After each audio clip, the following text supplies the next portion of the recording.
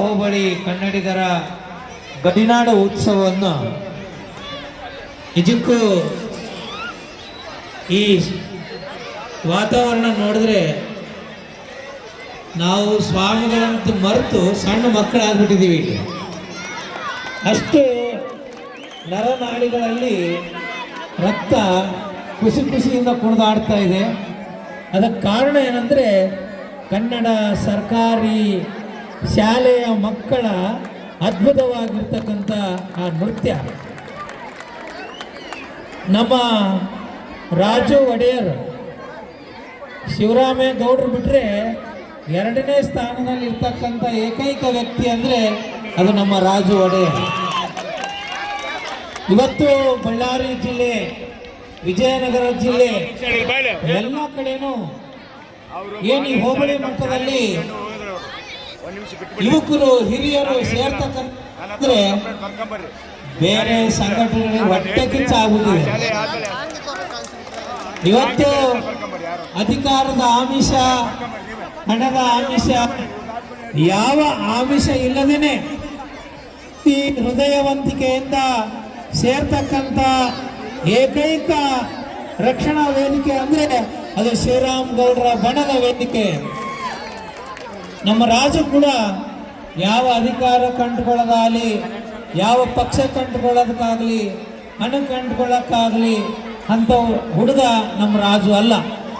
ಇವತ್ತು ನಾವು ಅನೇಕ ಕಾರ್ಯಕ್ರಮಗಳಿದ್ದರೂ ಸಹಿತ ಕಲಬುರಗಿ ಜಿಲ್ಲೆಯಲ್ಲಿ ಕಾರ್ಯಕ್ರಮ ಇದ್ದರೆ ಎಲ್ಲ ಕಾರ್ಯಕ್ರಮಗಳು ಬಿಟ್ಟು ಬರಲಿಕ್ಕೆ ಕಾರಣ ಏನಂದರೆ ನಮ್ಮ ರಾಜು ನಮ್ಮ ಮಠದ ಹುಡುಗ, ಎಲ್ಲರ ಪ್ರೀತಿಯ ಹುಡುಗ.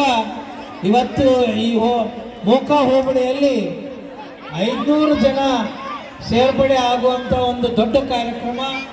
ಸೇರಿದವರೆಲ್ಲರೂ ಕೂಡ ಯಾವ ಪಕ್ಷ ಆ ಪಕ್ಷ ಎಲ್ಲ ಮರೆತು ಕನ್ನಡ ಪಕ್ಷ, ಈ ಹೋಬಳಿಯ ಎಲ್ಲರೂ ಇವತ್ತೇನು ನೀವೆಲ್ಲ ಹೀರೋಗಳಾಗಿಲ್ಲ, ಕನ್ನಡದ ಭುವನೇಶ್ವರಿಯ ಭಕ್ತರಾಗಿದ್ದೀರಿ ನೀವೆಲ್ಲರೂ ಕೂಡ.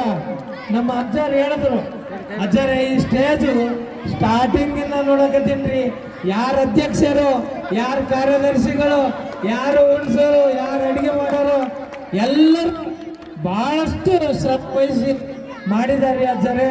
ಇದರಲ್ಲಿ ಅಧ್ಯಕ್ಷರು ಯಾರು ಗೊತ್ತಿಲ್ಲ, ಸೇವೆ ಮಾಡೋರು ಯಾರು ಗೊತ್ತಿಲ್ಲ, ಎಷ್ಟೋ ಜನ ದಾಸೋಹ ಮಾಡಿದ್ದಾರೆ, ಏನೆಲ್ಲವನ್ನು ಮಾಡಿದ್ದಾರೆ. ಒಟ್ಟಾರೆ ಈ ಕೀರ್ತಿ ಯಾರಿಗೆ ಬರ್ತೈತೆ ಅಂತಂದ್ರೆ ಮೋಕ ಹೋಬಳಿಯ ಸಮಸ್ತ ಜನಗಳಿಗೆ ಬರ್ತೈತೆ ಅಂತೇಳಿ ನಾನು ಸಂತೋಷದಿಂದ ಹೇಳ್ತಾ ಇದ್ದೀನಿ. ನಮ್ಮ ರಾಜು ಯಾವ ಅಧಿಕಾರಕ್ಕೆ ಪಕ್ಷಕ್ಕೆ ಅಂಟ್ಕೊಂಡಿರ್ತಕ್ಕಂಥ ವ್ಯಕ್ತಿ ಅಲ್ಲ, ಸತ್ಯ ಧರ್ಮ ಕನ್ನಡ ಭುವನೇಶ್ವರಿಯನ್ನ ನಂಬಿರ್ತಕ್ಕಂಥ ಏಕೈಕ ವ್ಯಕ್ತಿ. ಅವನ ಜೊತೆ ಯಾರೂ ಇಲ್ಲ, ಕನ್ನಡ ಭುವನೇಶ್ವರಿ ಒಬ್ಬಳೇ ಇದ್ದಾರೆ. ಅನೇಕ ಜನರಿಂದ ಲಕ್ಷಗಟ್ಟಲೆ ಕೋಟಿಗಟ್ಟಲೆ ಖರ್ಚು ಮಾಡೋದಿದ್ದಾರೆ, ಆದರೆ ಈ ರೀತಿ ಜನಗಳು ಸೇರಕ್ಕೆ ಸಾಧ್ಯ ಇಲ್ಲ. ಜನ ಏನಾದ್ರು ಸೇರಿರ್ತಕ್ಕಂಥ ವ್ಯಕ್ತಿ ಯಾರು ಅಂದರೆ ನಮ್ಮ ಬಹಳ ಸ್ವಾಗತವಾಗಿರ್ತಕ್ಕಂಥದ್ದು. ಇಂಥ ವೇದಿಕೆಗೆ ಸಾನ್ನಿಧ್ಯವನ್ನು ವಹಿಸಬೇಕಾಗಿರ್ತಕ್ಕಂಥ ನಮ್ಮ ನಂಜುಂಡ ಸ್ವಾಮೀಜಿಯವರು, ಅವರ ಮಗರಾಗಿರ್ತಕ್ಕಂಥ ಚಾಮರಾಜ ಸ್ವಾಮಿಗಳವರು ವೇದಿಕೆಯನ್ನು ಅಲಂಕರಿಸಿದ್ದಾರೆ. ಈ ವೇದಿಕೆಗೆ ನಮ್ಮ ಬಳ್ಳಾರಿ ಜಿಲ್ಲೆ ಅಷ್ಟೇ ಅಲ್ಲ, ರಾಜ್ಯದ ಎಲ್ಲ ಮಠಾಧೀಶರ ಆಶೀರ್ವಾದ ನಮ್ಮ ರಾಜುಗಿದೆ ಅಂತಂದರೆ ತಪ್ಪಾಗಲಿಕ್ಕಿಲ್ಲ. ಇವತ್ತು ನಾನು ಇಲ್ಲಿ ಕುಂತೀನೋ ಏನೋ ದೊಡ್ಡ ಕೈಲಾಸದಲ್ಲಿ ಕುಂತೀನೋ ಅನ್ನೋಷ್ಟರ ಮಟ್ಟಿಗೆ ಸಂತೋಷ ಆಗ್ತಾ ಇತ್ತು.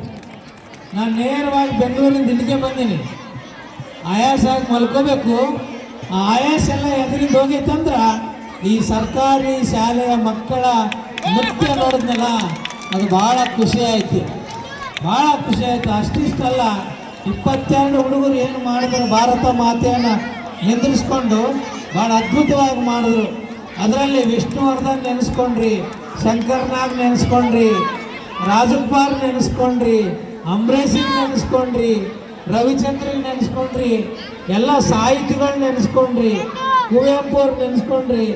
ಇವತ್ತು ಒರಿಜಿನಲ್ ಕನ್ನಡ ರಾಜ್ಯೋತ್ಸವ ಎಲ್ಲಿ ನಡೆದಿದೆ ಅಂದರೆ ಗಡಿನಾಡು ಮೋಕ ಹೋಬಳಿಯಲ್ಲಿ ನಡೆದಿದೆ ಅಂತಂದರೆ ನನಗೆ ಭಾಳ ಖುಷಿಯಾಗಿದೆ, ಸಂತೋಷ ಆಗಿದೆ.